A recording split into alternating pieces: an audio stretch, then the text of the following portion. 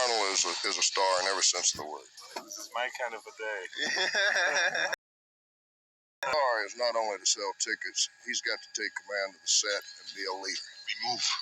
5-meter spread. No sound.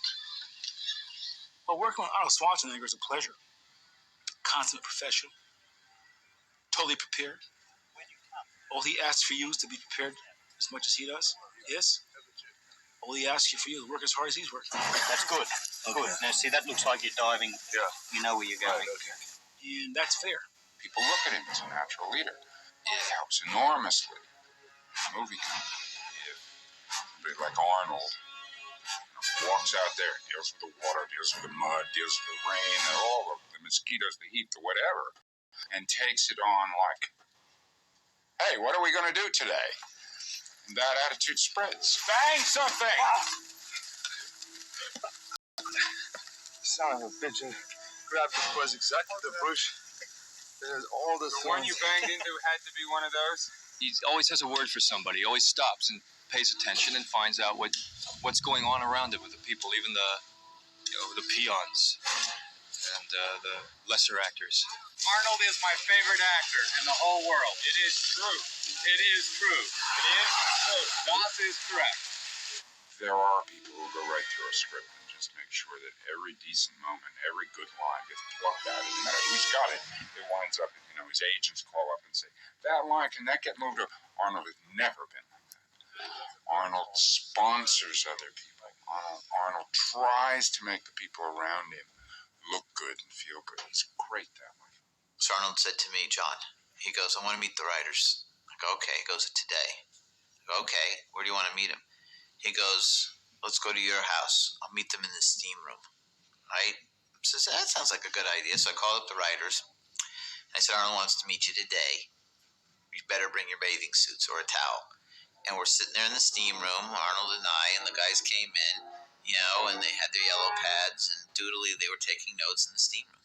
Originally, we had envisioned a person who had an intense physicality, but was a little smaller in stature. But I think Arnold's really got this one. Let's say a little bit of something about who this guy is. Oh, he's like Joel Silva. He's like really ballsy. He's the top of the line. He's incredible.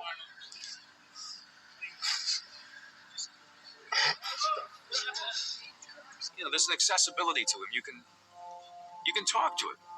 He doesn't walk away. He doesn't go in his trailer. He offers you something to eat. I remember the Mexican guide that we had. He took his kids out pony riding one day. You think, this guy has gone through and known things I never will, and so you assume an intimidation factor. But in fact, it's not there with him. He's very open. He's very accessible. And he's a lot of fun. He sits there chopping a cigar. He tells jokes. Where's my stogie? Certainly, a lot of cigar smoking was put in the script because you could never find Arnold without a cigar in his hand anyway. John, do we do the getting up or about? Arnold, of course, had these giant stogies he's smoking. I, being the athlete that I am and the clean living person that I am, never in a million years would let tobacco touch my lips. Absolutely not. But I sat there in that chair getting a whiff of this great this aroma of this stogie. And Arnold eventually, golly, you want one? Sure, why not? I was hooked. It was all over. After that, I had a stogie or two. And within a few days, Arnold had a box of stogies delivered to me, and got me hooked. And shame on you, Arnold. See, my weapons are being used against. It was a living comic book.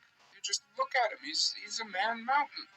Pages out of a well-inked strip, just poof, walking. There he is. He walks in the room. I enjoy working with Arnold and Joel because it's really a family. And I'm working with a great team of guys, and we're having a good time down here.